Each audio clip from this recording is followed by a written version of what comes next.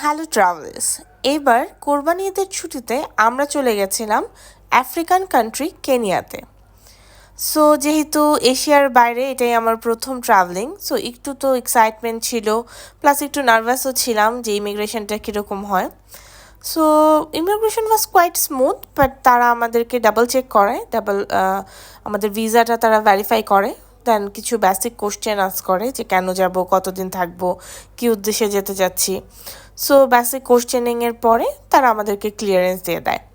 এবার আমাদের ট্রাভেলিংটা ছিল এয়ার অ্যারাবিয়াতে, আমাদের শারজাতে ট্রানজিট ছিল প্রায় 7 আওয়ার্সের মতো।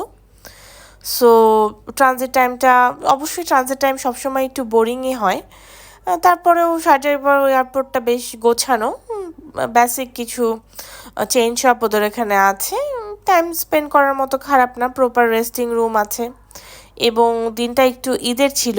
সো প্রেয়ার্স রুমগুলোতেও আমরা দেখেছি সবাই ঈদের নামাজ পড়ছিল, তো আমরাও তাদের সাথে ঈদের নামাজটা পড়ে নিই।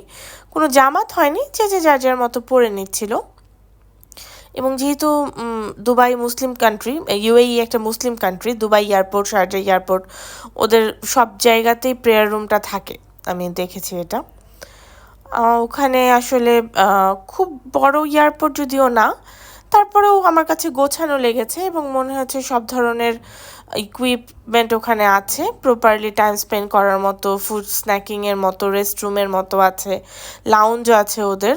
সো কেউ যদি চায় যে তারা পে করে ওখানে কিছুক্ষণ টাইম স্পেন্ড করবে, বা অনেকের কার্ডে অনেক ফ্যাসিলিটিস থাকে, তারা ওটা রিভিল করতে পারবে।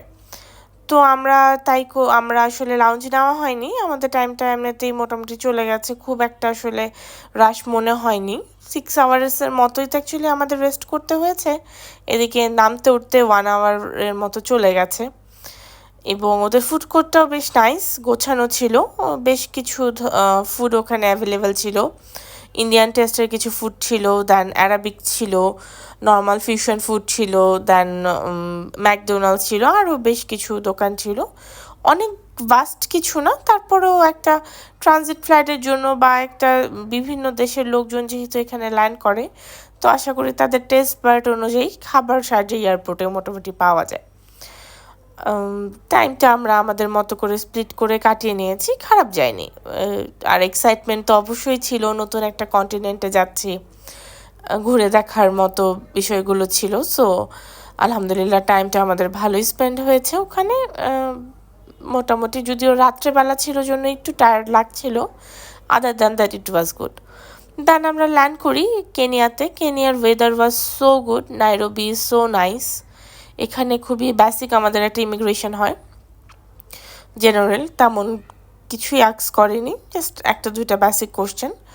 এয়ার আরাবিয়াতে নামার যে এয়ারপোর্টটা, এটা সম্ভবত ওদের পুরনো এয়ারপোর্ট, এটা খুব একটা ওয়েল ইকুইপড ছিল না, বাট ওদের নাইস একটা এয়ারপোর্ট আছে। আমরা ফেরার দিন ওই এয়ারপোর্টটা দেখেছি ভেতর থেকে, বাইরে থেকে এখানে আপনারা দেখতে পাচ্ছেন, ইট ওয়াজ নাইস।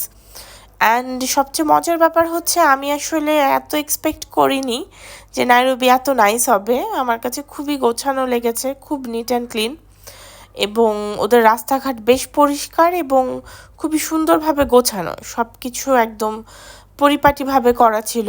আর ওদের ওয়েদারটা খুব নাইস, ওদের ওয়েদারটা সবসময় 21-22 ডিগ্রির মতো থাকে দিনের বেলা, হায়েস্ট হয়তো বা 24-25 এরকম হয় নাইরোবির ওয়েদারটা।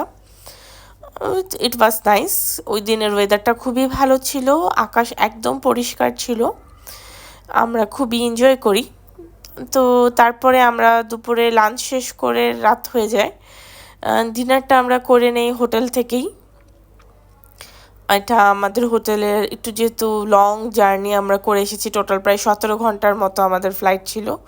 সো আমরা বের না হয়ে হোটেলের যেই আমাদের রেস্টুরেন্ট ছিল ওখান থেকে আমরা ওদের লোকাল একটা ডিনার করে নেই। অ্যান্ড দেন হচ্ছে আমাদের কিছু ফ্রেন্ডস ছিল, লোকাল ফ্রেন্ডস, ওরা আসে, ওদের সাথে আমরা এই আশপাশ নিয়ার বাই কিছু জায়গা একটু ঘুরে দেখি। সিটি লাইফটা বেশ নাইস, একদম বলতে গেলে রাত্রেবেলা আমার দেখে বেশ মনে হচ্ছিল যে একটা ভালো কান্ট্রিতে আছি। ওকে, নেক্সট ডে দেখা হচ্ছে ইনশাল্লাহ।